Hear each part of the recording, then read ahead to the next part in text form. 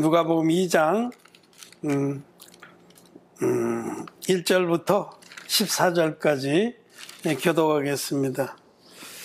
이때에 가이사 아구스도가 영을 내려 천하로다 호적하러 하라 하였으니, 이 호적은 구레뇨가 수리아 총독되었을 때에 떴던 것이라. 모든 사람이 호적하러 각 고향으로 돌아가매 요셉 가이사의 속임으로 갈릴리 나사렛 동네에서 유대를 향하여 베들레헴이라 하는 다윗의 동네로 그 종원한 마리아와 함께 호적하러 올라가니 마리아가 이미 잉태되었더라. 거기 이틀 있을 때에 해날 날이 차서 마다들라 강보로 싸서 구유에 뉘었으니 이는 사관에 있을 곳이 없으니로라.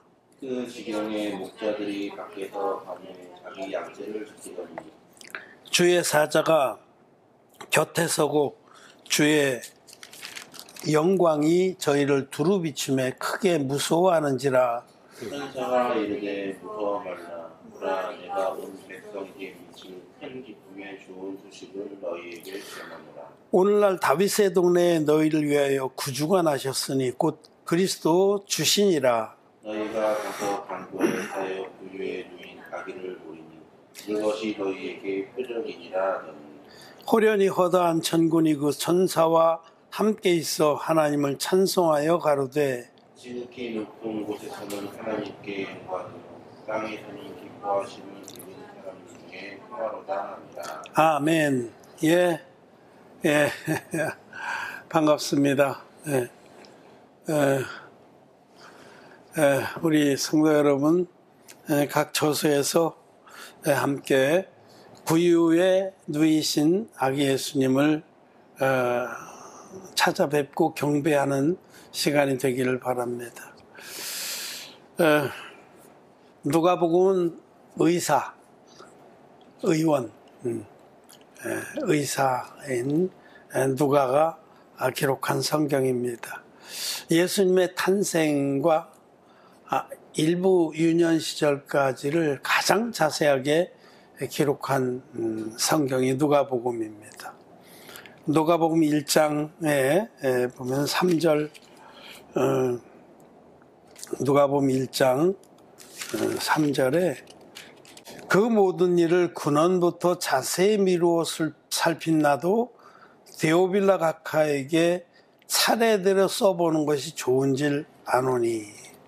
이 누가복음은 의원 누가가 데오빌로라고 하는 당시의 고관에게 써보낸 형식으로 복음이 기록되어 있습니다. 그래서 누가복음과 사도행전 이 두 권이 한 세트입니다.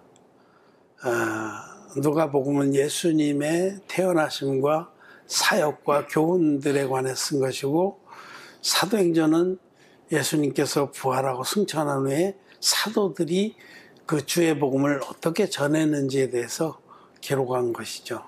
상권하고 하권 같은 겁니다. 그래서 이 두 권 다 그 제일 머릿말에 데오빌로 각하라는 이름이 등장해요. 그래서 사도행전은 내가 먼저 본 책에서는 예수님에 대해서 자세히 기록했다. 그러면서 이제 그 이후에 주님이 부활 승천하신 이후에 사도들의 일을 기록한 것이죠. 그 의원들은 훨씬 보편적으로 이제 의원들은 인과관계를 잘 따지죠. 논리적이라는 겁니다.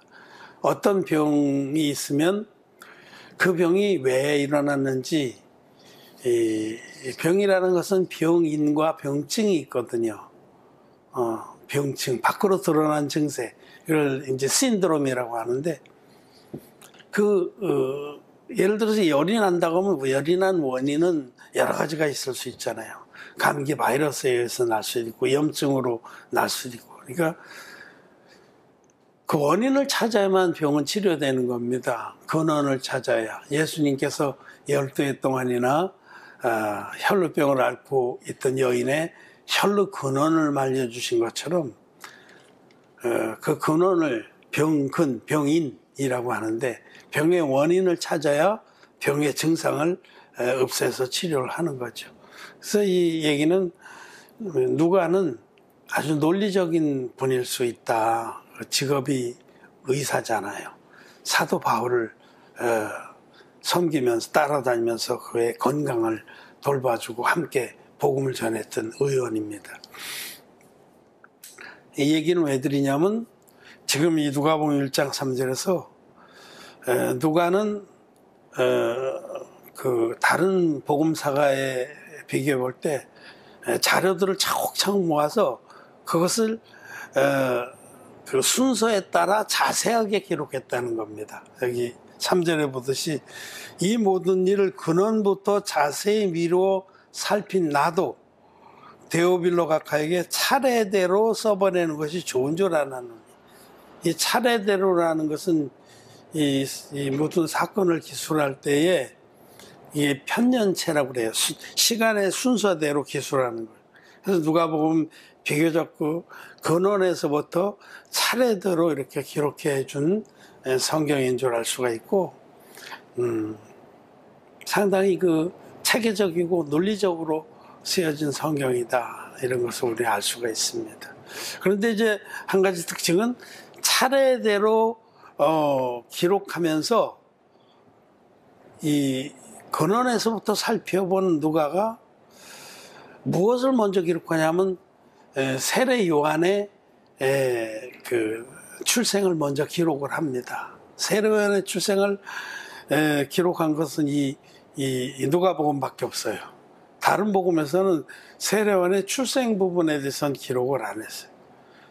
그래서 굉장히 특이하죠. 이것은 왜 그러냐면 진리의 원형 복음은 예수님이 세례 요한에게서 받은 세례로부터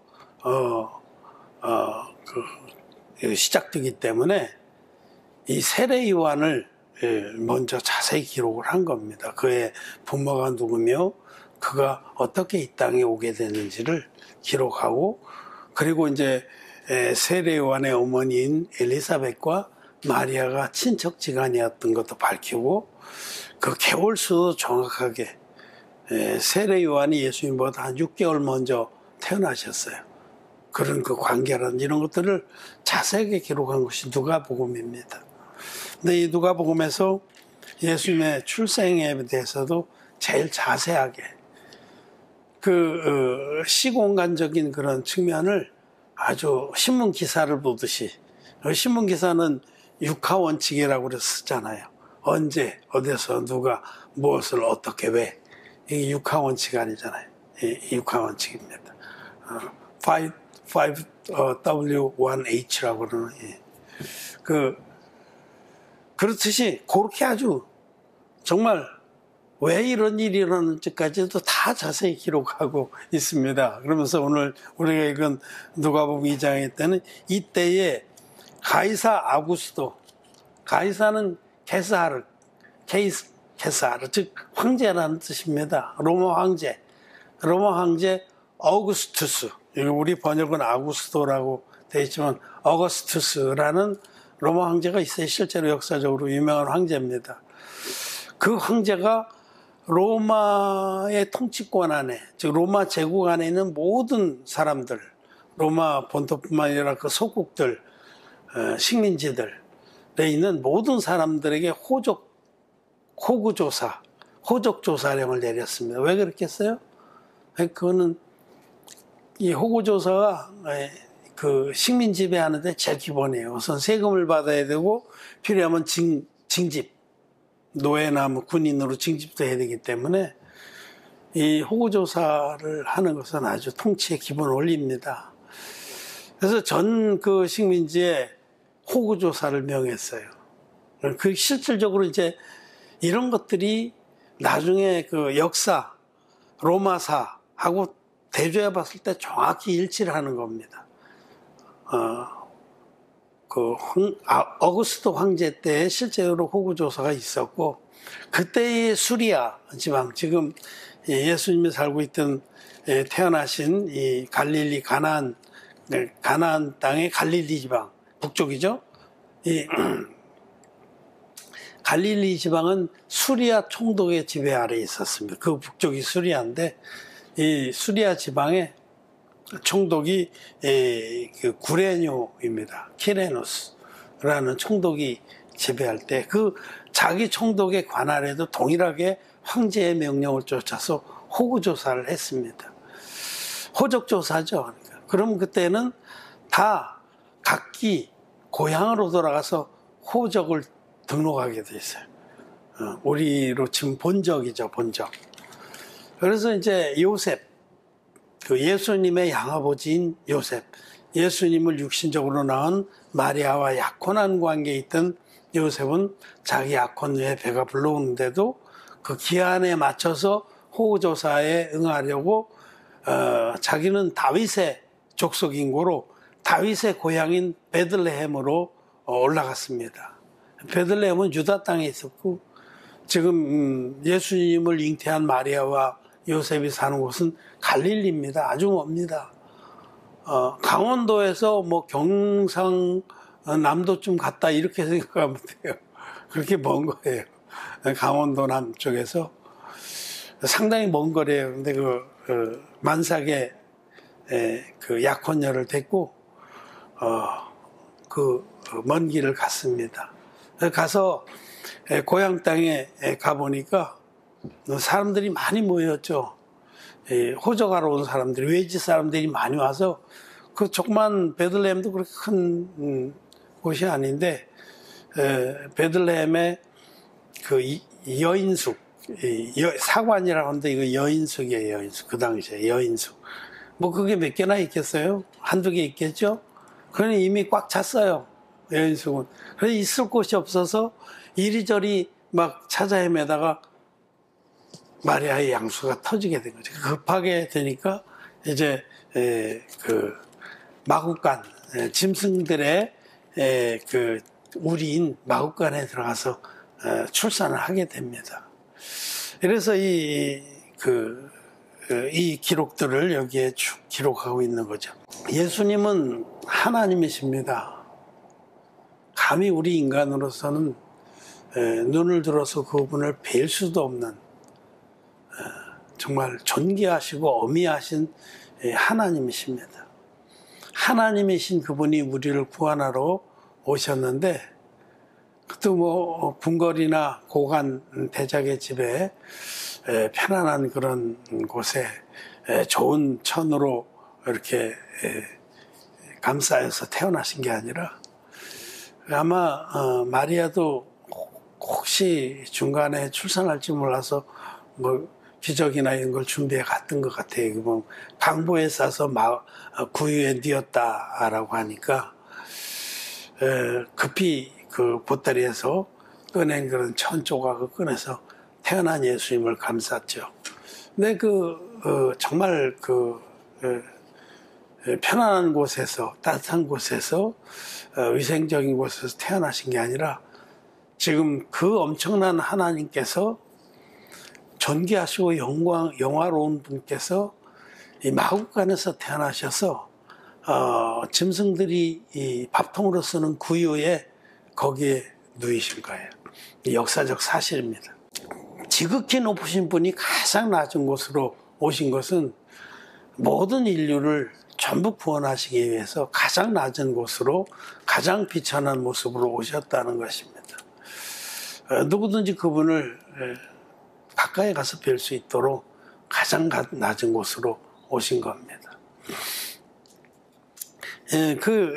주님 오셨을 때에 오늘은 우리가 성탄절을 맞아서 한 가지만 기억하고 또 마음에 새기길 바랍니다. 그때의 이 기쁜 소식, 인류를 구원할 그 구세주가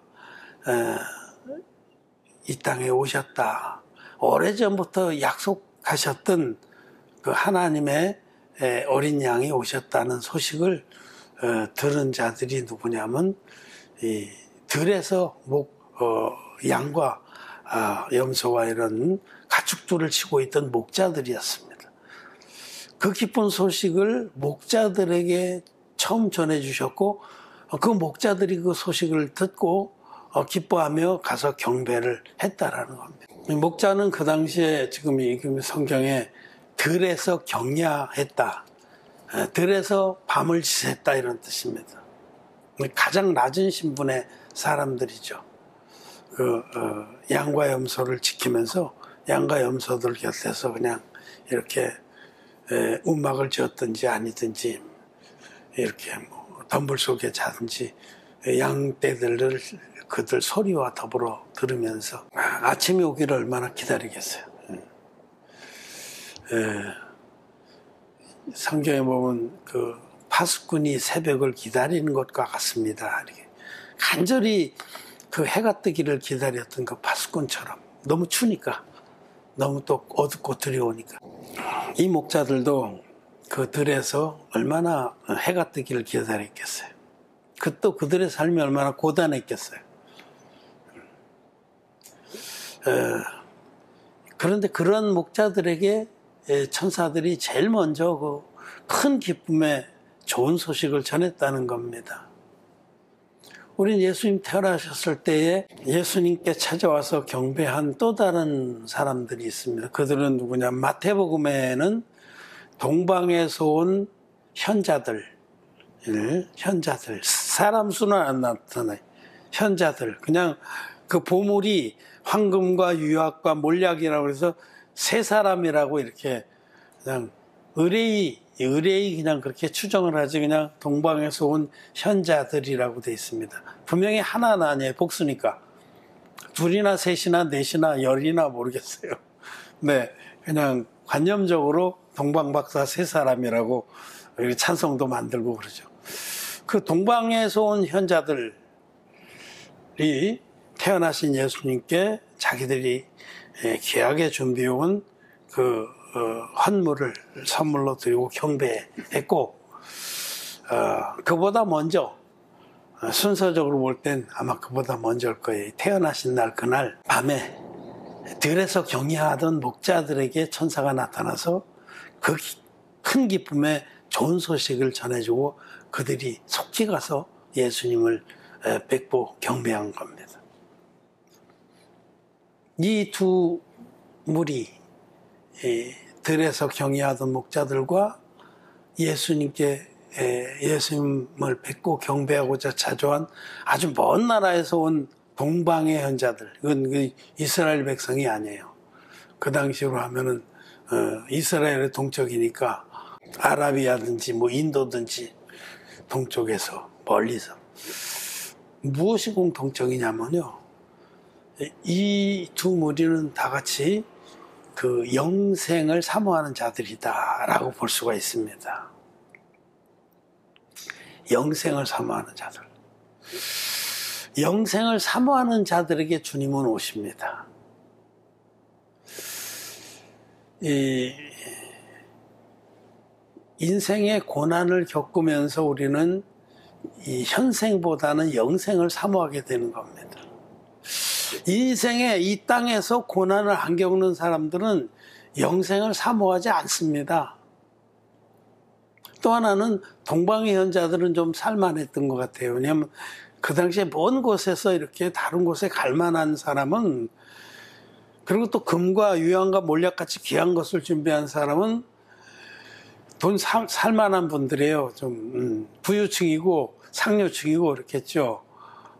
그런데 성경에 그 현자들이라고, 우리 번역은 심지어 박사들이라고 이렇게 되어 있는데 그 현자들이 맞습니다. 매기 현자들인데, 그분들은 이제 어떤 삶의 고통보다는 정말 인생이 무엇인가 하고, 우리 인생이라는 것이 이렇게 허무한 것인가 하고 진리를 찾았다는 겁니다. 그래서 이 고난 가운데 이생이 아닌 영생을 사모하는 자들이 있고, 또 인생의 허무함을 깨닫고 그리고 우리의 근본과 우리의 그 운명, 인간은 죽을 운명입니다. Man is mortal 이라고 해요. 우리가 죽은 다음에는 어떻게 되는 것인가에 대해서 이렇게 마음을 두는 그런 사람들이 영생을 사모하게 되는 겁니다. 지혜자의 마음은 초상집에 가 있고 우매자의 마음은 연락하는 집에 가 있느니라.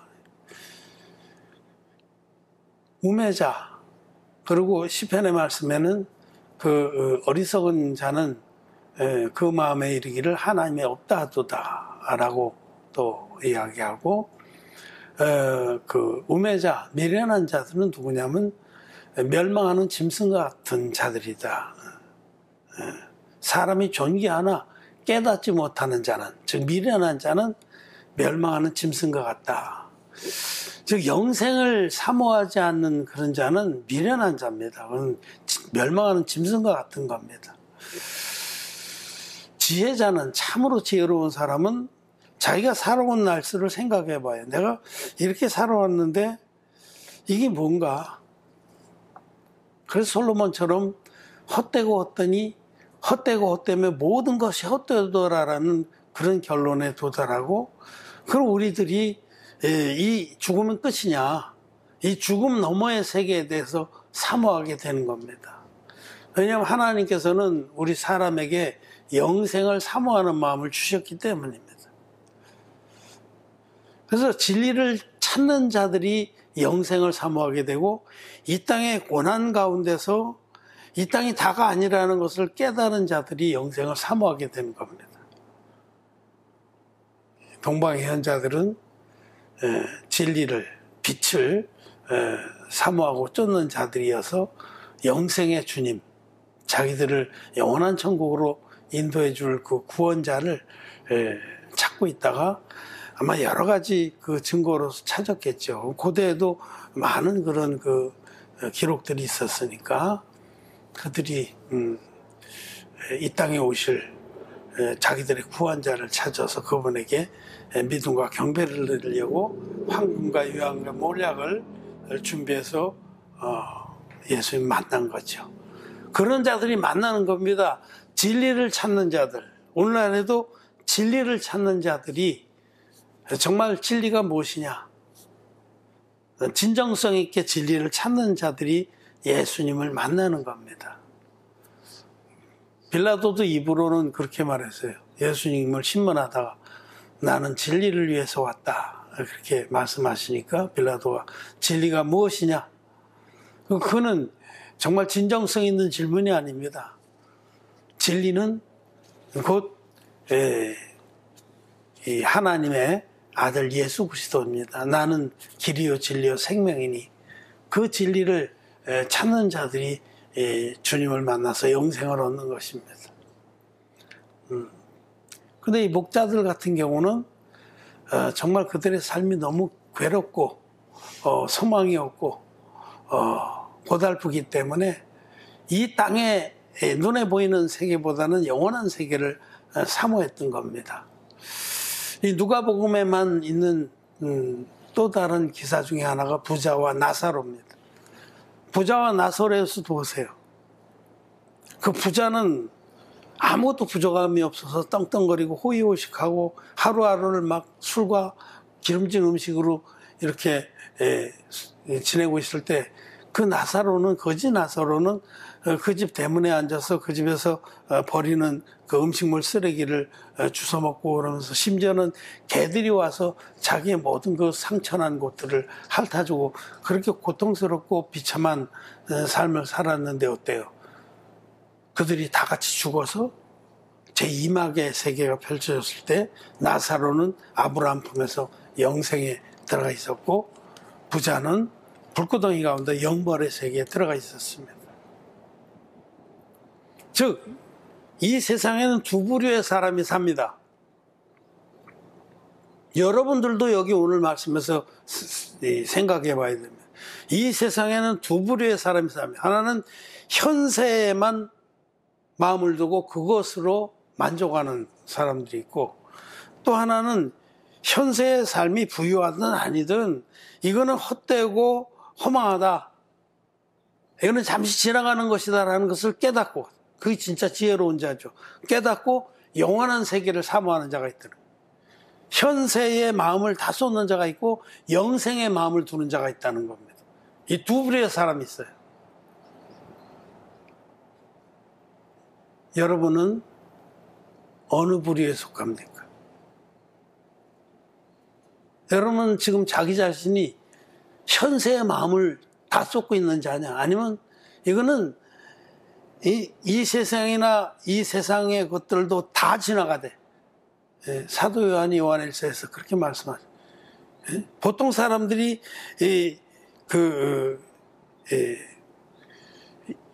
육신의 정욕과 안목의 정욕과 이생의 자랑, 여기다 온 마음을 쏟고 살아갑니다. 여러분은 그렇지 않습니까? 육신의 정욕, 자기의 욕망들 속에서 하고 싶은 것들, 이것에 막 사로잡혀 있어요. 온 마음이 거기 있어.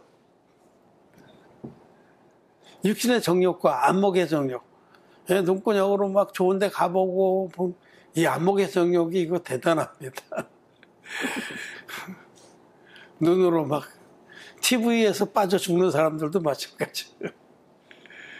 안목의 정욕과 이생의 자랑, 명예심, 이 세상에서 다른 사람들이 자기를 칭찬해주고 우러러봐주면 어색해가지고 이 세 가지의 노예가 돼서 이 세 가지에 온 마음을 쏟고 산다면 그런 사람은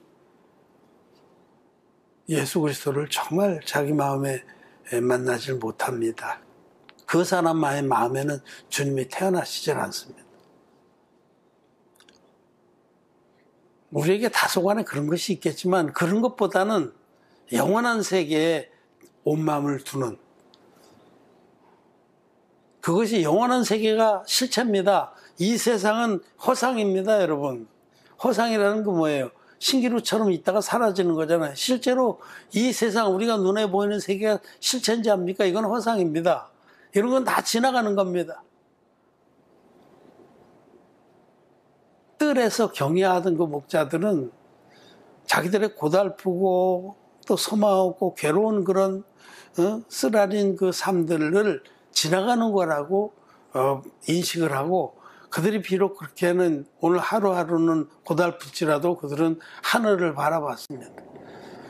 하나님께서 자기들을 맞아주실 영생의 세계를 바라보고 영원한 세계에 마음을 둔 자들이었다는 겁니다.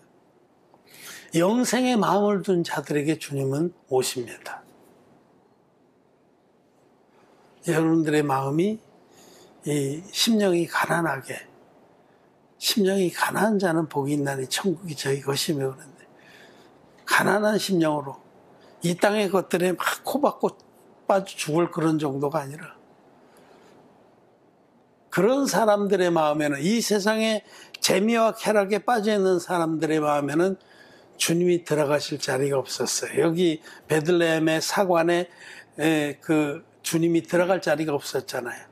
베들레헴의 그 사관에는 막 사람들하고 어울려서 술 먹고 노래 부르고 막 고스톱 치고 자기들끼리 칭찬하고 싸우고 박산박질하고, 그 사관은 오늘날의 세계, 이 육신의 세계를 계시하는 겁니다.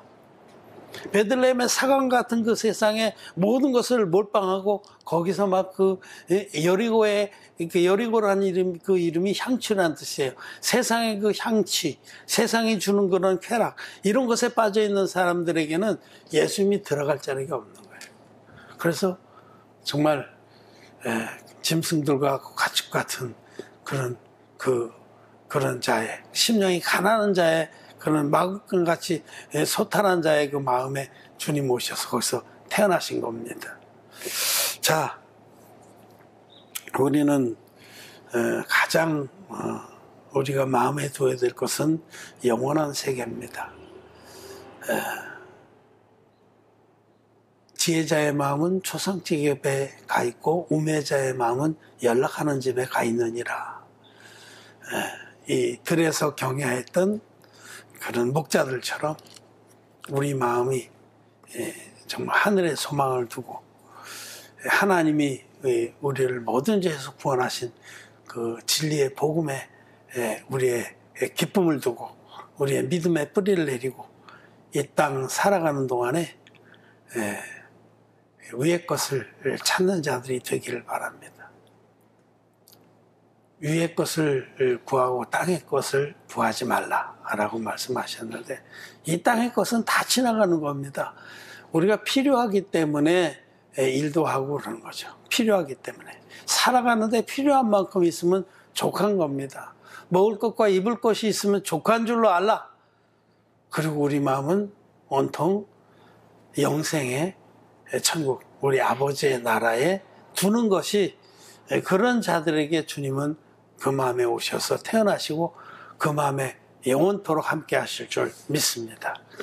성탄절을 맞아서 여러분 마음이 어디에 가 있는지, 세상 살아가는 동안 온 마음이 거기 있어 라는 찬송가 가사처럼 우리의 온 마음이 아버지의 나라, 그 나라와 그 의를 구하고 있는지, 아니면 먹고 마시고 즐기고 육신의 정욕과 안목의 정욕과 이생의 자랑에 쏟아져 있는지를 간검하시고 이 성탄절에 목자들과 같이 주님 앞에 나가서 경배하는 자들이 되기를 바랍니다.